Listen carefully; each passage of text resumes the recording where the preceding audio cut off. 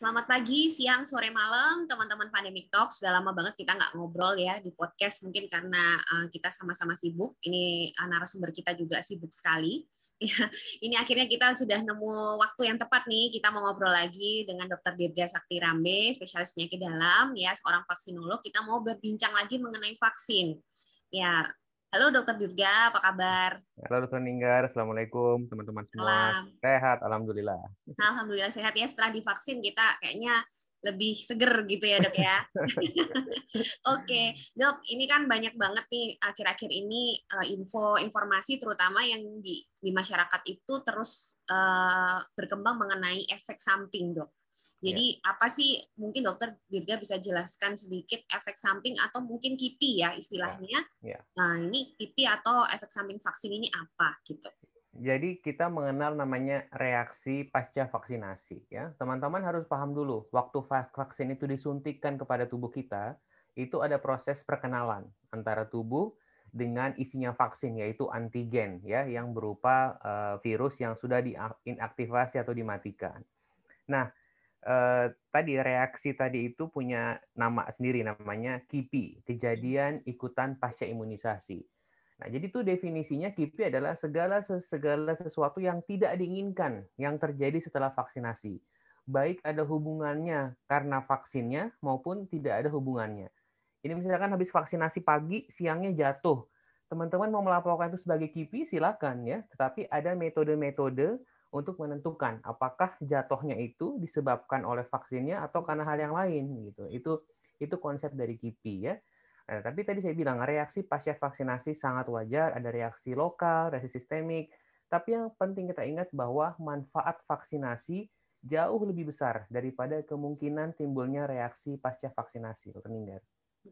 Nah, untuk reaksi pasca vaksinasi sendiri, dok, yang kira-kira membedakannya gimana? Ada apa itu kita harus konsultasi atau kita kira-kira bisa bedain nih, wah ini berhubungan dengan Ya. vaksin atau enggak gitu, dok? Dari uji klinis fase 1, fase 2, fase 3 untuk tiap-tiap vaksin itu kita bisa punya data background ya. Jadi kalau Sinovac KIPI-nya itu reaksi pasca vaksinasinya ini itu gitu ya. Vaksin AstraZeneca ini itu. Sehingga reaksi pasca vaksinasi kita tahu ada yang sering, ada yang jarang, ada yang sangat jarang gitu kan. Nah, jadi kalau misalkan reaksinya sesuatu yang sering, contoh kemerahan, pegel, nyeri di bekas suntikan, itu kan KIPI yang sangat ringan dan lazim, itu nggak perlu diapa-apain gitu ya. Sebagian ada yang demam, lemas, laparan, ngantukan, mual, muntah, ya itu juga nggak apa-apa, itu juga mungkin KIPI dan mungkin ada hubungan dengan vaksinnya. Karena prinsipnya saat sistem imunitas bekerja itu pasti ada reaksi seperti itu. Jadi sebetulnya kalau saya lebih senang kalau habis vaksinasi agak pegel Reaksi. dikit ya, agak sumeng-sumeng dikit, itu tanda vaksinnya itu bekerja sebetulnya. Dan kita mengharapkan itu. Nah, itu yang mesti dipahami. Jadi kita tahu, oh saya mau suntik, nanti ada reaksi ini, itu sangat wajar. Gitu, Dokter Ningga. Ya, lalu ada batas waktu nggak, dok, itu yang kita sebut KIPI atau tidak gitu? Ya, KIPI itu ditetapkan dapat terjadi segera setelah vaksinasi sampai 1 bulan ya, 28 hari biasanya. Dan itu untuk pemantauan aja. Jadi dalam 28 hari bukan berarti sebetulnya kalau ada sesuatu setelah 28 hari pasti ada hubungannya, tidak. Tetapi ini sekali lagi prinsipnya mengedepankan kehati-hatian ya, dan kita udah ada kriterianya. Jadi kita pakai batasan waktu secara global itu memang 1 bulan, dok, setelah Ya. vaksinasi. Mungkin sedikit komentar dari Dokter Dirga. Ini kan Ya. barusan pemerintah atau Dinkes Sulawesi Utara ya, tiba-tiba kok menghentikan penggunaan AstraZeneca. Terus saya baca di berita itu efek-efek samping yang dikeluhkan sepertinya juga efek samping yang tadi Dokter Dirga bilang ya, demam, nyeri kepala. Nah itu gimana dok dari Ya. pendapat dokter? Dari uji klinis vaksin AstraZeneca, kita tahu di situ dilaporkan bahwa 10% ya, 10% orang yang divaksinasi itu mengalami KIPI pada vaksin AstraZeneca. Memang angka ini lebih tinggi daripada vaksin Sinovac ya. Jadi kalau 10%, 1 dari 10 ya, 10 dari 100 itu akan mengalami hal-hal yang tadi saya bilang, dan itu sangat wajar, dan inilah yang terjadi di Sulawesi Utara. Jadi teman-teman yang udah divaksinasi, kemudian demam, ya, nyeri di bekas suntikan, badan yang nggak enak, mual, muntah, diare, ya memang inilah yang sudah diprediksi gitu ya. Memang tidak nyaman, tetapi juga tidak perlu panik karena prinsipnya, oh berarti memang vaksinnya sedang bekerja melindungi kita. Ya, tentu perlu ada langkah-langkah. Kalau misalkan demamnya agak tinggi atau muntahnya hebat, ya mungkin perlu ketemu sama dokter ya. Tapi poinnya adalah nggak usah panik. Itu hal yang sudah diperkirakan sebelumnya. Ya, dan bisa ditangani gitu ya, Ya, Dokter Dirga betul. ya. Jadi nggak usah panik sebetulnya. Mm-mm. Oke, terus ini juga banyak nih dok, orang-orang akhir-akhir ini juga masih mempertanyakan, kenapa ya kok setelah divaksin kok malah jadi positif atau sakit COVID dok? Sebenarnya itu adalah suatu KIPI juga, Iya. atau itu memang suatu kejadian yang kebetulan bersamaan, gimana dok? Kita perlu paham nih dasarnya. Pertama, vaksin Sinovac. Vaksin Sinovac itu mengandung virus yang sudah diinaktivasi. Saya bilangnya biar gampang, vaksin mati, virus yang Ya, mati. Walaupun saya diprotes, katanya virus itu bukan nggak makhluk bisa hidup. mati. Iya, saya hanya Memudahkan. mempermudahkan pemahaman ya. Jadi kita bilangnya vaksin mati. Jadi virus yang ada dalam vaksinnya itu tidak mungkin memperbanyak diri, nggak mungkin berkembang di dalam tubuh kita ya.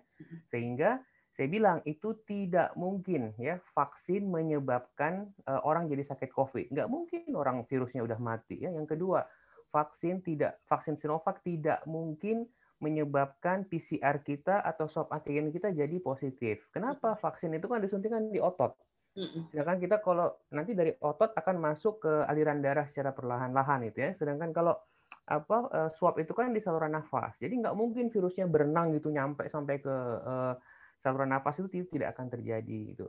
Terus itu ya. Nah, untuk vaksin AstraZeneca itu jadi AstraZeneca itu teknologinya lebih canggih sedikit. Jadi protein virusnya itu ditumpangkan ke pembawa, ke vektor, namanya adenovirus.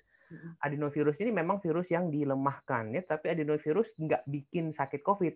Jadi tetap vaksin AstraZeneca, vaksin Sinovac tidak mungkin menyebabkan sakit COVID dan tidak mungkin menyebabkan PCR dan swab antigen COVID jadi positif. Itu tidak mungkin dok. Gitu. Lalu kejadian orang-orang yang setelah divaksin itu Nah, terus jadi sakit itu gimana dok? Gitu.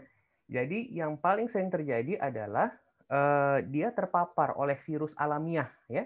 Virus alamiah, virus COVID beneran, virus SARS-CoV type 2 ini sesaat sebelum atau sesaat sesudah vaksinasi. Sehingga pada saat penantian vaksin kedua yang jedanya 14 atau 28 hari, terus kemudian dia terpapar dan antibodinya memang belum terbentuk dengan baik, ya udah dia kena. Nah, terus kan paling gampang kan orang menghubungkan aja, wah kemarin saya habis vaksinasi. Dia tidak menyadari, mungkin dia nggak disiplin dalam prokes. Jadi paling gampang ya menyalahin dan menghubungkan vaksinasi. Jadi seakan-akan terjadinya karena vaksinasi. Itu satu. Yang kedua, ini kemungkinan yang lebih jarang dok. Ya, jadi ada beberapa, misalkan ada kepala daerah kemarin di Nusa Tenggara udah 2 kali vaksinasi, udah sebulan nih dok. Jadi 1 bulan setelah vaksinasi yang kedua, kemudian dia diketahui positif COVID PCR-nya. Ini memang dapat terjadi. Kita tahu Dokter Ningga dan teman-teman, tidak ada vaksin yang 100% efektif, itu tidak ada gitu. Jadi pasti akan ada sedikit orang ya, sebagian kecil orang yang udah divaksinasi 2 kali, udah lengkap, tetapi antibodinya nggak terbentuk. Kekebalannya nggak terbentuk. Ini kemungkinan yang lebih jarang, tapi yang paling sering yang nomor pertama tadi. Iya. Nah, ini mungkin juga dikaitkan dok, setelah itu ada isu kalau setelah divaksin terus jadi positif, terus ada isu yang itu dok, yang broadcast gambar kurva antibody ya dok ya, yang setelah 14 hari dia turun, lalu dia naik lagi setelah suntikan kedua. Dan lalu orang-orang itu menyimpulkan, oh hati-hati nih, sebelum suntikan kedua ini antibodinya lagi rendah-rendahnya. Nah ini rentan sekali terinfeksi. Nah itu komentar dokter Dirga gimana? Ya itu hoaxnya nyebar banget ya, saya sampai bikin bantahan di Twitter karena sangat meyakinkan gitu ya, ada grafiknya, ada tulisannya. Jadi prinsipnya gini, kenapa sih vaksinasi diberikan 2 kali ya? Jadi yang pertama, vaksin diberikan nih hari ini misalnya, itu di situ akan melatih ya sistem imunitas kita gitu, dan antibodi itu akan terbentuk ya katakanlah kira-kira mulai 7 hari ya, hari ke-5, hari ke-7 setelah suntikan yang pertama. Tetapi kadarnya itu masih sedikit, masih rendah. Nah, lalu setelah itu diberikanlah suntikan yang kedua. Suntikan yang kedua bukan booster, salah ya. Kalau vaksin COVID itu satu primary series itu 2 kali suntikan. Jadi istilahnya bukan booster itu. Nah, suntikan kedua diberikan 14 atau 28 hari setelah yang pertama. Jadi saat tadi antibodinya sempat naik sedikit, kemudian kan dia turun melandai. Dengan suntikan yang kedua akan terjadi boosting, peningkatan sistem peningkatan antibodi tadi ya. Dengan antibodi yang puncaknya itu tadi kira-kira 14 sampai 28 hari setelah suntikan yang kedua. Lalu pelan-pelan akan turun. Nah, di gambar itu yang dibikin gambarnya itu betul, Dr. Ninggar. Itu adalah kurva kerja vaksinasi secara umum, tapi yang salah kata-katanya tuh ya. Jadi pada saat titik antibodi turun melandai pada yang pertama maupun yang kedua, itu bukan berarti antibodi sedang rendah-rendahnya, nggak begitu. Ya, sedang rendah enggak. Jadi tidak ada tuh nggak boleh keluar rumah, nggak apa gitu. Itu tidak betul ya. Itu secara alami akan begitu. Dan nanti yang kedua pun dia akan turun. Tetapi ini istimewanya vaksinasi. Karena nanti akan dibentuk sel memori ya atau sel pengingat. Jadi walaupun antibodi kita udah turun setelah suntikan yang kedua, kalau dilalah itu kita ketularan terpapar virus alamiah SARS-CoV, itu terjadi boosting, namanya reaksi anamnestik. Jadi antibodinya langsung diproduksi seketika. Nah, ini orang-orang yang nggak vaksinasi nggak punya sel memori ini, Dr. Ninggar. Betul. Ya. Ini saya juga jadi ingat, Dok, bicara tentang itu. Kemarin juga sempat ada broadcast-an lagi. Jadi katanya setelah divaksin itu berapa lama kita tidak boleh makan tape, Dok. Tahu nggak tuh? Karena dikaitkan dengan alkohol. Nah, itu apa betul, Dok? Ya, yang salah di situ nggak boleh makan tape 5 bulan. Lama banget 5 bulan ya saya baca. Jadi memang ada penelitian, Dr. Ninggar, alkohol itu mengganggu pembentukan antibodi. Ya, memang ada. Jadi memang sebelum dan sesudah vaksinasi memang dianjurkan atau kalau bisa menghindari alkohol. Ini dalam jumlah yang sedang atau banyak sebetulnya ya gitu. Tapi makanan yang seperti tape gitu ya nggak khusus, dan itu sifatnya juga jangka pendek aja, mungkin 1-2 hari ya. Nggak ada tuh 5 bulan nggak boleh makan tape, sayang banget nanti nggak apa-apa makan tape kan. Maksudnya itu mungkin alkohol yang benar-benar minuman ya, kadarnya memang drink itu ya, alkohol drink itu ya, Dok ya, mungkin. Miras itu minuman keras itu kan. Nah, itu memang sebaiknya dihindari ya beberapa hari sebelum atau sesudah vaksinasi. Oke, jadi sebetulnya setelah vaksinasi itu kita tidak perlu melakukan pantangan-pantangan apa-apa ya, Dok ya? Ada yang bilang nggak boleh mandi, nggak boleh olahraga, nggak boleh makan ini. Iya, nggak tahu gimana. Memang kadang-kadang orang Indonesia itu imajinasinya luar biasa gitu ya. Saya bilang vaksinasi itu tindakan yang rutin ya. Jadi habis vaksinasi dapat beraktivitas seperti biasa. Termasuk menyusui ya. Ada anggapan kalau pagi-pagi vaksinasi, menyusuinya ditunda selama 2 minggu. Itu ngapain? Nggak begitu ya. Nyusuinya boleh kapan aja gitu. Ya, nah ini mungkin menyambung juga untuk penyintas nih, Dok. Ini banyak juga nih masih yang nanya ya. Kalau penyintas itu misalnya nih setelah vaksin pertama dia terkena COVID. Lalu gimana, Dok, dengan vaksin keduanya gitu? Ya, ini memang agak ini ya, karena memang di Juknis itu nggak diatur secara khusus. Pada prinsipnya dia udah suntik pertama nih, terus pas nunggu yang kedua dia kena kan, maka vaksinasi yang kedua mau nggak mau ditunda setelah 3 bulan, karena dia pasti nggak lolos screening, Dok. Kan ditanya itu nanti kan, itu secara regulasi ya. Tapi sebetulnya secara imunologi, anytime kalau dia udah nggak bergejala sebetulnya boleh. Tapi kita mesti ikut aturan. Jadi vaksinasi yang kedua 3 bulan setelah kena COVID tadi gitu. Jadi sebenarnya 3 bulan itu alasan regulasi ya, Dok, bukan alasan keamanan. Sebenarnya kalau langsung disuntik pun itu tidak ada masalah ya, Dok? Secara keamanan tidak ada hubungannya ya. Secara pembentukan antibodi mungkin ada sedikit interferensi kalau sedang COVID yang aktif ya, tetapi itu tidak signifikan. Jadi sebenarnya pada prinsipnya sih selama udah COVID-nya sudah nggak bergejala, apalagi sudah lebih 14 hari, itu boleh vaksinasi kapanpun. Ini secara keilmuan ya, secara imunologi gitu, Dok.